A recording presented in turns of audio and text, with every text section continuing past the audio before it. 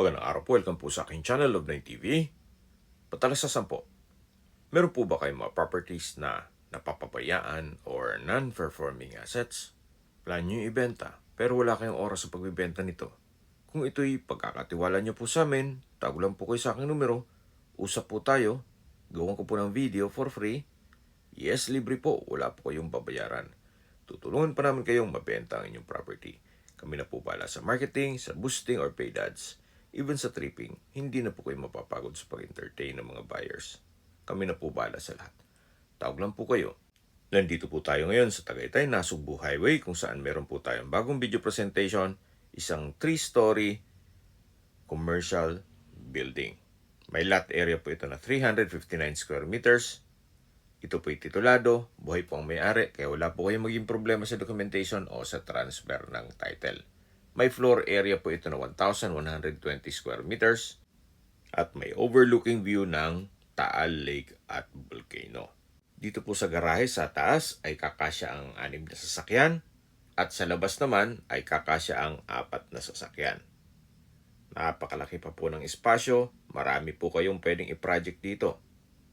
Pwede po itong gawing opisina, warehouse, restaurant, o gawing tindahan. At maganda rin pong gawin itong coffee shop. Gawa ng meron pong view deck. Ito po yung nasa mataas na lugar. Ang estimated elevation above sea level ay 2,000 feet. Kahit po dito sa ground floor ay tanaw pa rin po ang Taal Lake. Medyo foggy lang po kaya hindi natin gan maaninag. May elevator na rin po ito.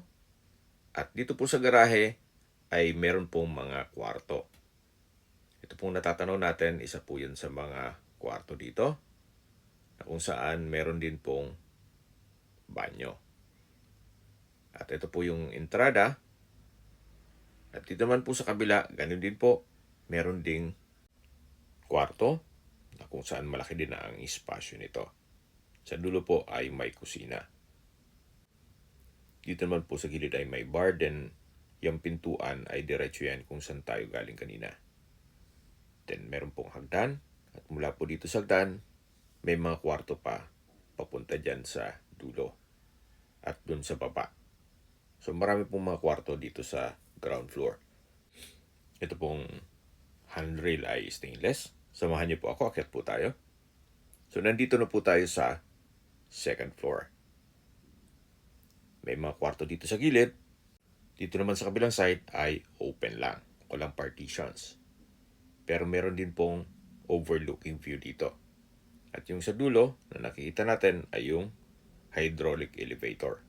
Kaya po nabanggit ko nina, maganda po itong gawing restaurant.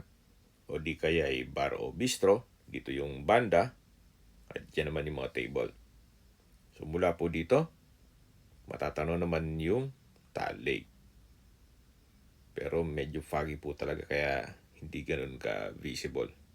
Pero subukan po natin na ilabas ng camera. Yan po yung Taal Lake, yung medyo foggy area. Then dito naman ay ridge side na. So balik po ulit tayo dito sa loob. Mula po dito sa kanto, yan po yung kabuang espasyo dito sa second floor na maganda pong gawing alfresco restaurant. Then dito naman, yung mga maliit na kwarto, pwedeng gawing video okay room. Para kung sakaling gustong mag-bonding ang magpamilya, pwede po dito. At dito po sa likod may access door na papunta naman sa taas kung saan marami ding kwarto ito. Ito po yung kwarto sa kabilang side. Malaki din po ang espasyo. At dito naman po yung hallway na papunta dito sa dulong kwarto. Sa dami po nitong mga kwarto, pwede po kong gawin din itong call center.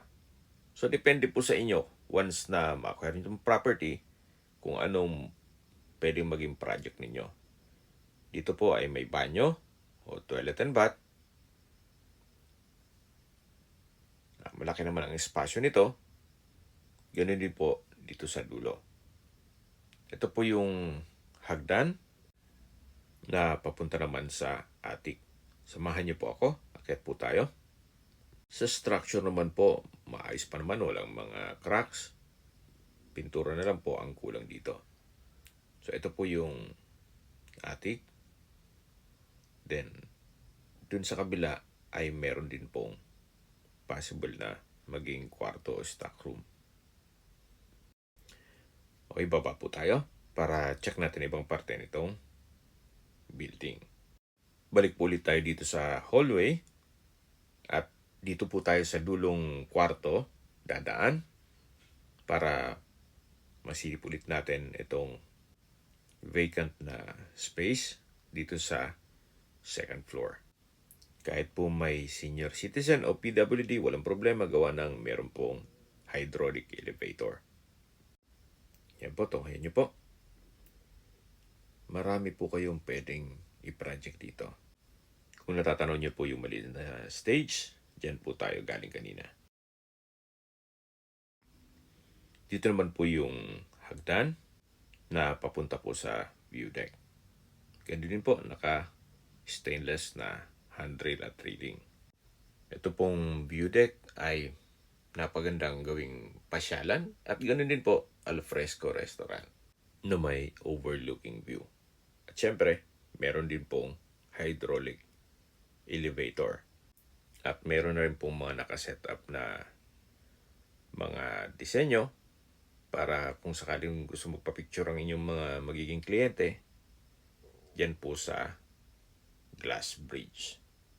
Opo, meron pong glass bridge dyan sa dulo. Napakalawak po ng espasyo din dito.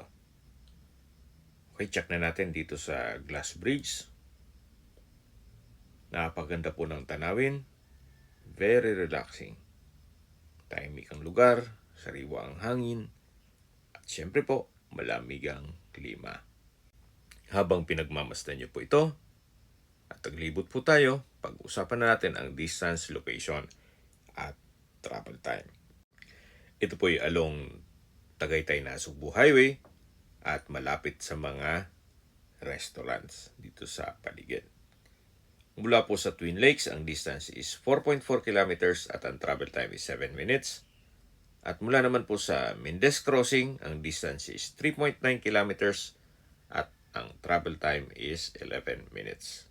Sa Mendez Crossing po ay kompleto na rin gaya ng public market, groceries, convenience store, remittance center, banks, at iba pang business establishments.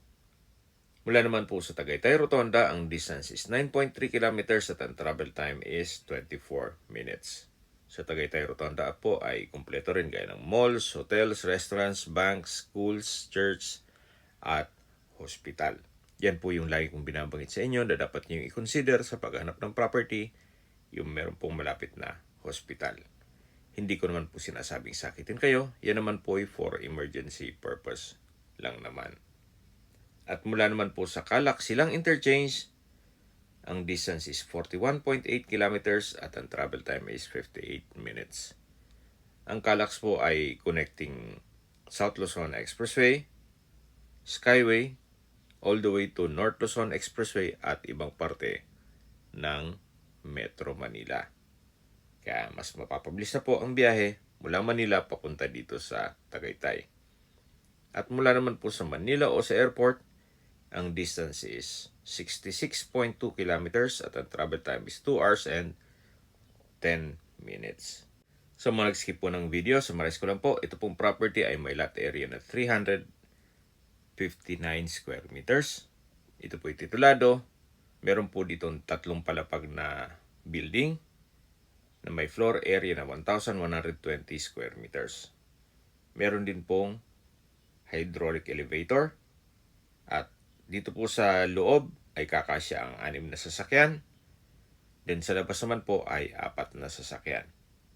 Okay, sa presyo na po tayo. Binibenta po ito ni owner sa halagang 30 million pesos. Kung may mga katanungan po kayo, tawag lang po kayo sa aking numero. At sa mga kababayan naman natin nasa ibang bansa, meron po akong Telegram. Sa mga iPhone user man may message, meron din pong Imo, Skype, Viber at WhatsApp. Same number lang po, 0917-316-3399. Sa mga nagtatanong naman po ng aming Facebook, meron po aming Facebook page na Love9TV at Facebook Reels video. Meron din pong TikTok at Instagram. May ibang YouTube channel po kami na The Nov9 TV channel at Nov9 TV Listings. Sana po naibigyan yung aming video presentation. Paki-like and subscribe na po sa aking channel para ma-update din po kayo sa aking future listings. Kung sakali po hanap nyo yung mas malaking sukat ng lupa, meron din po kami ibang listings na pwede nyong pagpilian. Huwag po kayong matubiling tumawag sa amin, then let us know your budget para malaman namin kung anong property pwede namin alok sa inyo. Sa lahat pong viewers, subscriber at nagtiwala po sa amin, salamat po sa suporta. Ingat po kayo lagi at yung pamilya. Maraming salamat po.